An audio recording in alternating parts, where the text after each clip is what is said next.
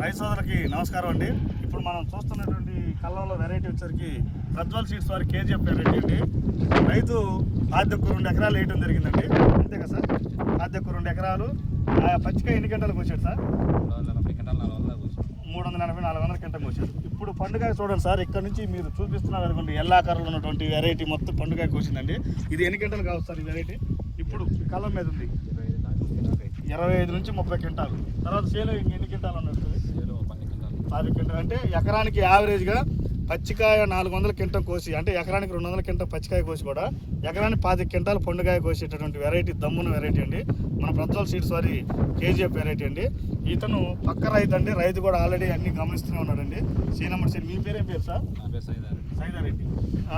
ఇతను కూడా ఆ సీనమ్మటి కాడిగట్టు చూడటం జరిగిందండి. ప్రతిదీ అబ్జర్వ్ చేయడం జరిగింది. అతనే చెప్తున్నాడు, కానీ రైతుకి ఫోన్ చేస్తే అందుబాటులో లేడండి. సో మీరు అబ్జర్వ్ చేయండి. రైతు అధిక దిగుబడులు చీడపీడలు తట్టుకొని ఖచ్చితంగా సేఫ్ సైడ్లో ఉండాలంటే ఇలాంటి వెరైటీ, లావ్ వెరైటీ, మంచి వెరైటీలు ఎంచుకోవాల్సిందిగా మా యొక్క మనవండి. నమస్కారం.